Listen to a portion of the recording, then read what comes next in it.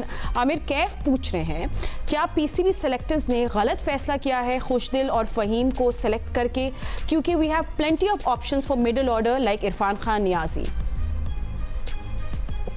मेरा सवाल है कि मैंने उस दिन भी याहिया भाई के प्रोग्राम में भी कहा था कि देखिए, जो लड़के आपने इन्वेस्ट किया, अब्बास पे कोई साल 1.5 साल इन्वेस्ट किया, फिर सुफियान मुकीम भी आपके प्लान का हिस्सा थे।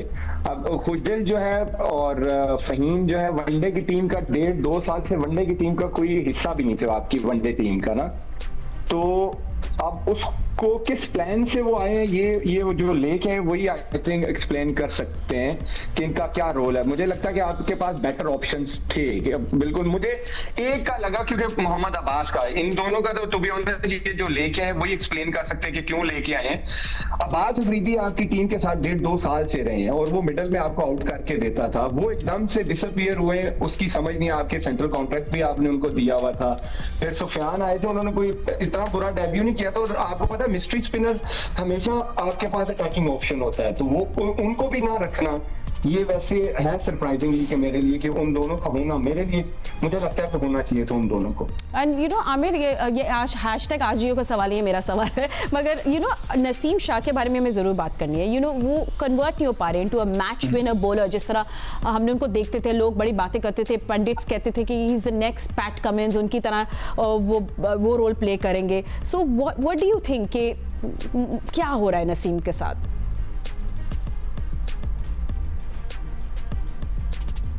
जी आमिर, आपको मेरी आवाज आ रही है? देखिए मुझे जो लगता है पिछले 1-2 साल से ना वो जो हाँ जी आ रही है इंजरी, जो जब आप इंजरी कैरी करके खेल रहे होते हैं ना, तो आप अपने आप को, फिर जब आप बॉलिंग भी करते हैं ना, तो आप होल्ड करते हैं अपने आप को, आप उस तरह जान नहीं मारते, उस तरह एक्शन अपना कंप्लीट नहीं करते। और जो मुझे लगता है कि नसीम इंजरी कैरी करते रहे, वो फिटनेस में भी इशू आता गया, मेंटली आप जो है ना थोड़े से, फिर क्योंकि 100% ना वो ग्राउंड में, तो आपका एक नेगेटिव थॉट रहती है कि मैं इंजर्ड ना हो जाऊं, ये ना हो जाऊं।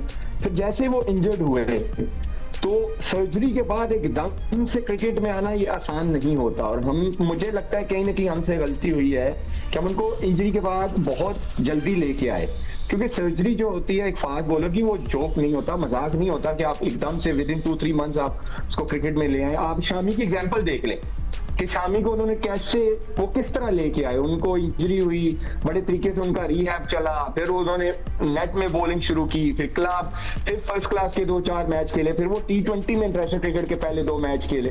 तो मुझे लगता है कि हमने नसीम पे बहुत जल्दी कर दी, और जिसकी वजह से वो करते करते उसकी फिटनेस का भी इशू आता गया, और मुझे लगता है कि अभी भी उनके कहीं ना कहीं जहन है शोल्डर का। अगर आप उनको देखें, जब वो बॉल करते हैं तो शोल्डर को अपने हिलाते हैं 3-4 बार, ऐसे करते हैं। ये एज अ बॉलर मैं समझ सकता हूँ कि वो क्यों करते हैं, कि उनके दिमाग में अभी भी ये चीज है।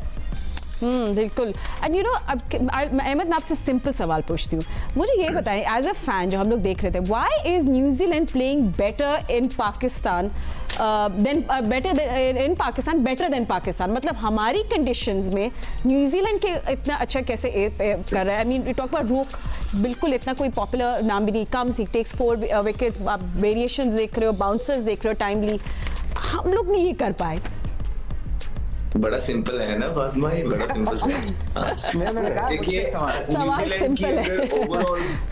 न्यूजीलैंड का अगर आप ओवरऑल क्रिकेट देखेंगे तो उनकी एक चीज जो सबसे ज्यादा स्टैंड आउट करती है वो उनकी अडेप्टेबिलिटी है।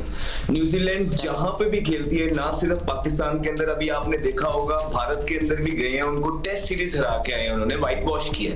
वो इसीलिए क्योंकि ये टीम होमवर्क बहुत जबरदस्त करती है। ये मैन टू मैन हो, चाहे ठीक है प्लेयर को कहां बॉलिंग करनी है, या वो ग्राउंड के स्टैट्स, वहां के डायमेंशंस, यहाँ पे कितना स्कोर कर, आई थिंक ये चीजों में स्टैंड आउट करता है न्यूजीलैंड। और अभी से नहीं, ये बहुत पहले से मेरा ख्याल है कि बहुत बड़ा झटका पड़ा है उनको। वो जो फर्गुसन उनके इंजर्ड हो गए हैं, तेज बॉलर है, 150 पे बॉलिंग करते हैं, अगर वो न्यूजीलैंड के पास होते हैं तो न्यूजीलैंड जो है एक बहुत स्ट्रॉन्ग कंटेंडर होना था, जो कि अभी भी है। लेकिन फर्गुसन उनके जो थे, लाइक मुझे पर्सनली बहुत पसंद है। लेकिन यहाँ पे जो भी पाकिस्तान के अगेंस्ट आप बात करेंगे, तो पाकिस्तान के अगेंस्ट तो दोनों मैचों में उन्होंने वन साइडेड मैच हराए हैं, मतलब पास भी नहीं लगने दिया पाकिस्तान को। एक होता है कि फाइट हुई हो, और फाइट भी नहीं हुई, इट शोज के कितना डोमिनेट किया है न्यूजीलैंड ने, और वो इसी वजह से किया है कि जो रोल्स की क्लैरिटी है, जो स्किल है, जो रिक्वायर्ड है आजकल की मॉडर्न डे क्रिकेट में, वो उनके पास पोजेस करते हैं न्यूजीलैंड के प्लेयर्स के पास। एट द सेम टाइम अगर आप उनको देखेंगे नीचे भी उनके पास हर जो जितने बॉक्सेस टिक करने हैं ना आजकल की दुनिया में गेम के अंदर, आपने ओडीआई के अंदर, वो हर चीज कर रहा है। स्पिन उनका हमसे अच्छा है, उनके स्पिनर 10 ओवरों में 20 स्कोर देके जा रहे हैं, और ब्रेसवेल को जो है ना 6 ओवरों में 15 स्कोर हुआ था। यहाँ पे आपके मेन बॉलर को विराट जो एक ही स्पिनर है उसको 10 ओवर में 66 हो रहा था। आप उनकी फास्ट बॉलिंग दे दें, और नया आया कितना जबरदस्त पेस के साथ वो बॉलिंग कर रहे हैं, आप उनकी लेग देखें, वेराज आप हमारी देखें। सो इसी वजह से कि उनकी ओवरऑल क्रिकेट जो है वो बड़े अच्छे अडेप्ट करते हैं कंडीशंस को, सिचुएशंस को। ये उनकी बहुत देर से जब से हम क्रिकेट खेल रहे हैं साथ उनके चल के आ रही है। एंड आई थिंक राशिद भाई, जब कल हम लोग न्यूजीलैंड फेस करेगा पाकिस्तान को, आई थिंक सबसे पहले तो आपके ऊपर एक वो प्रेशर आ जाएगा कि आप एक ही टीम से 2 दफ़ा हार गए, but you know again favourable conditions है, आपकी पसंदीदा कंडीशंस है, वही double pace wicket, I mean ball भी रुक रही है, बट आप सही तरह नहीं करी। न्यू बॉल के बाद हम लोग क्यों एक न्यू बॉल से विकेट्स लेने के बाद, कपल ऑफ विकेट्स के बाद इतना लंबा एक गैप या ड्राउट क्यों आ जाता है हमारे बॉलर्स के बीच में? मेरे ख्याल से न्यूजीलैंड और हमारी बॉलिंग में फर्क ये है कि हम ज्यादा बिलीव करते हैं या ट्राई करते हैं स्विंग के ऊपर, न्यू बॉल स्विंग करते हैं हम। जैसे स्विंग बंद होती है हम सीम नहीं कर पाते, तो जो मिडिल ओवर में अच्छा बॉलर वही है जो सीम भी करना जानता हो, जो कि अच्छी लेंथ पे बॉल को हिट करे, भले स्विंग सीम ना हो लेकिन बैट्समैन को प्रॉब्लम होती है, वो थोड़ी सी भी बाउंस मिलता है ना पिच से, तो अच्छा सीम बॉलर है उसको शॉट ऑफ लेंथ करने की कोशिश करता है कि अटेम्प्ट करे, वो चीज हमें मिडिल ओवर में नजर नहीं आती। और न्यूजीलैंड और हमारे में फर्क है कि वो बेसिक से नहीं हटते। शायद विलियमसन को देखें, वो जब लेके चल रहे होते हैं आराम से चलते हैं, लेके उनका स्ट्राइक रेट 60-70 का होता है जब 30-35 रन होते हैं, लेकिन जब फिनिश करते हैं तो 100+ चले जाते हैं, ये उनकी क्वालिटी है।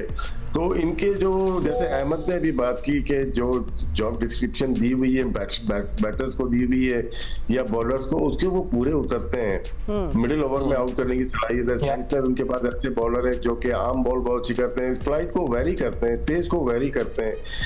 फिर उसके बाद जो मेन फैक्ट इसमें नजर आता है ना, वो कैप्टेंसी का नजर आता है। फील्डिंग सेकंड बहुत इंपॉर्टेंट है, आपकी पास के प्रोएक्टिव कैप्टन होना चाहिए। कब स्विंग होना शुरू हो रही है, रिवर्स बहुत इंपॉर्टेंट है। जब रिवर्स शुरू हो रही है कैप्टन को पता होना चाहिए यार अब रिवर्स आ रही है, मैं अपने किस पेसर को किस एंड से लेके आऊंगा, ये बहुत इंपॉर्टेंट है। जो हमने देखा गलती जो पाकिस्तान कर रही है, 3 ओवर शाहीन आफरीदी से कराए गए ये इन मैचेस में, फिर उनको हटा के 1 ओवर कोई और करता है, फिर दूसरे एंड से वो नसीम की जगह आ जाते हैं। अगर 5 ओवर शाहीन से कराने हैं तो ऐसे एंड से दिए जाए कि लगातार वो एक ही एंड से करें। बहुत रेयर होता है कि बॉलर अपने एंड चेंज करता है, स्विंग डिपेंड करती है विद द विंड और अगेंस्ट द विंड। तो शायद यहाँ पे हम लोग कैप्टेंसी में थोड़ा सा लैग कर रहे हैं। एंड सिकंदर, एक तो first of all what is frustrating for you to see when Pakistan is bowling these days, और दूसरा बात ये कि हारिस रऊफ का वापस आना टीम में खेलना कितना जरूरी है हमारे लिए। He is one of the best middle over bowlers, you know that. नहीं वो तो है, मगर वो अनफिट है। जिस तरह के भी रिपोर्ट्स चल रही थी कल, हमारे भी रिपोर्टर्स ने वहाँ से रिपोर्ट किया कि वो नहीं बॉल कर रहे, नेट के अंदर भी वो थोड़ा सा बॉल करते हैं फिर वो आके लेट गए, बॉलिंग नहीं की, तो it's a very alarming thing. आप किसी अनफिट प्लेयर को ना खिलाएं। अभी नसीम शाह का जिक्र हो रहा है, talk about how serious is a side strain, मतलब हम लोग शायद बस बारे में बात नहीं करते। जब मेरी साइड का हुआ था तो जैसे ये रिब्स है ना, तो एक रिब मेरी नीचे हो गई थी ऐसे करके, तो उसको मतलब ऐसे जुड़ी भी होनी चाहिए, तो मेरी वाली तो ऐसे हो गई थी, मगर मैंने उस पर भी स्ट्रैपिंग करके 45 ओवर किए थे, जो मैं अभी देख के हैरान हो गया था कि मैंने इतने ओवर उसके बावजूद भी कर दिए थे। तो वो होता है, तो ये अब उनको जो है ना, अगर वो अनफिट है ना खिलाएं। अभी नसीम शाह की क्या बात हो रही है, हमारे लड़के एक तो उनको कहा जा रहा है कि वो डोमेस्टिक खेल गए तो अनफिट हो गए। मैं तो कहता हूँ खेलें। नसीम शाह ने फिटनेस के लिए जाके डोमेस्टिक क्रिकेट खेलनी चाहिए थी, देखना चाहिए था वो कितने फिट हैं, वो नहीं किया। स्पिनर्स का हमारे साथ, हमारी जो बॉलिंग है इस वक्त बहुत वीक है। स्पिनर्स हमारे पास एक रेगुलर है, 2 पार्ट टाइम है, तो आप इस तरह नहीं कर सकते। अभी आप कंपेयर कर रहे थे न्यूजीलैंड को, न्यूजीलैंड के पास सेंटनर है, ब्रेसवेल है, उस फिलिप भी ऑफ स्पिन करता है, तो उनके पास वो पूरी तरह तैयारी करके आए। इस खित्ते में हम खुद अपने खित्ते में अपने घर में खेल रहे हैं बगैर स्पिनर के, दैट इज़ अलार्मिंग। मैं तो हैरान हूँ, मैं तो इंतज़ार कर रहा हूँ उनको अफगानिस्तान की टीम को देखने के लिए कि उनके पास तो अभी राशिद का जैसे जिक्र हो रहा था, वो ज़बरदस्त दुनिया का बॉलर है, उसके बाद मुजीब है, उनके पास नबी है, सारे बॉलर्स हैं उनके पास। हम वाहिद टीम है, हमारा जो डेटा एक्सपर्ट है उसने ये बोला कि नहीं एक स्पिन होना चाहिए।